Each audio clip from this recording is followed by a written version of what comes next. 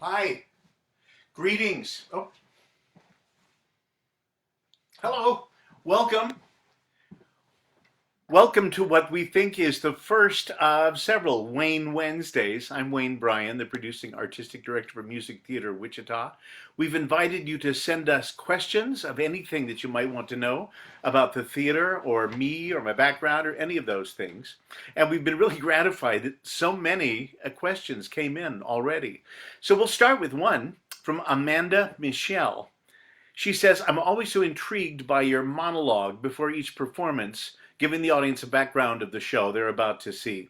How do you go about doing the research to put together such a comprehensive yet succinct speech? Well, that's very kind of you, Amanda. I try to be succinct, but there's so much I love about all this that it's fun for me to keep talking, of course. I grew up in Southern California. My folks had what most families seem to have had. They had a cast album of Oklahoma, the first American Broadway cast album, on these very heavy old 78 RPM records. 78 meant it turned 78 revolutions per minute. Heavy, but quite wonderful.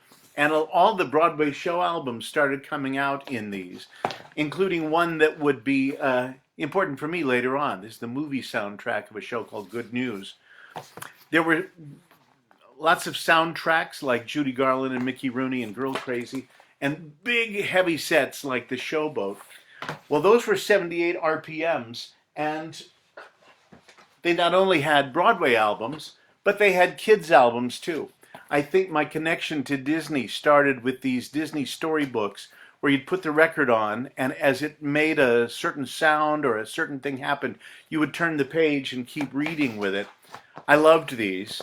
And I think I grew to appreciate how smart the Disney company was about telling stories with songs that really advanced the action and kept things moving forward. Well, we've been delighted, of course, that Disney has become such a good friend to Music Theater Wichita in recent years. After the 78s came the 45 RPMs. This had the same effect. You could still turn the pages, but the records turned 45 revolutions per minute, and they had a big hole in the middle where you put them on the spindle. But I kept up. I kept buying. There we go. And there were show albums too on 45. So pretty soon we were not only having our Disney fix, but we were having cast albums like Carousel and The King and I, all shows I would later end up producing. But I fell in love with these shows at an early age from the records. Well, after records, then I guess the next step would have been CDs. When those started coming out, I had to buy all the same albums all over again because now they had more music on them and they had better sound. When home video started, well, that was another whole thing. The room we're in right now is just the video room. So when things started coming out on VHS, had to have those, of course. And then later on, they'd come out on Blu-ray.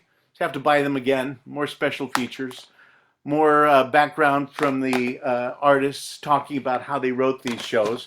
So I love all that stuff. And then there's books all over the house too. Well, I guess I skipped VHS, right? No, guess I had VHS. Did I talk to you about cassettes? Yeah, we had these too. All these little cast albums on tape. Can you tell? The nerd that I appear to be when I come out and speak is really the nerd I am. I've had an interest in this ever since childhood, and I'm so grateful that I've fallen into a profession that lets me take advantage of this and hopefully share some information with the audiences that help them appreciate a show from maybe a new light. Here's other couple questions. Zach Stone, what tips do you have for someone trying to get into the bigger entertainment industry? Well, I started with no connections and no family interest in this, but I was fascinated with it. So I saw everything I could, which is so easy now with YouTube and all the streaming services. See everything you can that relates to the field you're interested in. And if there's somebody in town doing that, ask if you can go hang out and watch and see how they put it together. There's great online tutorials for all aspects of the business now, from the technical things backstage to performing and singing and dancing. There's a wealth of information out there. And if your interest is as a performer, then every chance you get, whether it's community theater or a school play or something at your church, get up in front of people and do things. And then let me know when you're doing something. We'll come take a look. Liz Steele asks, I would love to know what show Wayne has always wanted to do at MTW, but hasn't yet. Well, in my own personal tastes, I really do love the Stephen Sondheim catalog, Company, Sweeney Todd, A Little Night Music. But these require a different kind of concentration, and sometimes they just don't feel like that's what an audience would like for summer entertainment. So I haven't ventured very far into those. We've done A Funny Thing Happened on the Way to the Forum, and of course we've done West Side Story and Gypsy, and we've done Into the Woods. But there's a whole lot of other great Sondheim stuff that I hope we can tackle one of these days. Edward Sturm, you've spoken about the way that you came to MT Wichita many years ago. In what season did you realize that Wichita would be your long-term home? Well, I don't know that I've decided that yet. No, I'm only teasing. I've lived here 32 years now, longer than any place else I've ever lived. I did not think I was coming here permanently. I came to help out one summer in 1988. In 1989, I got an offer from a bigger theater, but I looked at what they were doing and what they offered, and I didn't get to work with young people the same way. They didn't have educational initiatives, and they had a requirement that all their shows had to star somebody with some kind of celebrity name, and sometimes that casting isn't always as effective as somebody who's just really right for a certain part.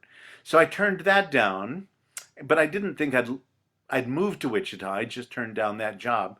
And over the years, very happily, other opportunities came up. And one that was a very big budget, very prestigious theater on the East Coast. And I looked at it, but there were so many drawbacks to the way they put on shows. And there are so many ways that our community supports what we do and only asks that we do good quality, that I stayed here. And I think it was maybe about 8 years ago that I thought I must be here. I don't have the energy to learn a new city and try to get to know all the people involved in how that city works. I really like Wichita. I think we're big enough to do good things and small enough you get to know the community. So I think it was about 8 years ago I decided. One more. Oh, Paul Whitty, can you talk about the process for the creation of the summer shows once they've been selected? Research, design, creative team development, and construction? Well, that is a very long question and deserves more discussion in future visits. I think once we pick the shows, we decide what kind of designer, whom we know that might be the right person for this. We have 5 productions every summer. In a usual summer, we'll see how this year turns out. But in a usual circumstance, we select 5 shows. We select them for the variety of their time periods and their musical styles and their dance styles. We want to take our audience and our resident performing company to 5 distinctly different places during the course of the summer. And when we plan those, we look and see, is one of these a show for which we already have scenery and costumes? We can't build 5 in a year. So we have to find out, is there a rental set that we would be proud to have on our stage from another place? We figure out which shows we may already have a handle on that way, and then which ones we need and want to build. Music Theater Wichita has 2 30,000 square foot warehouses here in Wichita. And in those warehouses, we store about 65 shows, sets, props, and or costumes. And we try to look and see what shows are new that other theaters may want to do, and we can build something for us, and then hopefully it will have a life beyond that. So we look to build the shows that may have a life beyond our summer production. It's been great having the connection with Disney so that they've invited us to be among the first to design and build Beauty and the Beast, The Little Mermaid, Newsies. All of those sets have had a good long life since the productions that we did. So Gosh, Paul Whitty, there's a lot to talk about and how this process goes. We'll pick some of that out next time.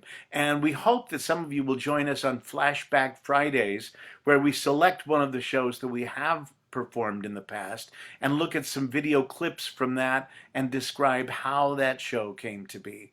I really appreciated being able to talk to you today. I hope there'll be lots more of these. Do let us know what you think and how we can make these more interesting. Thanks so much for joining today.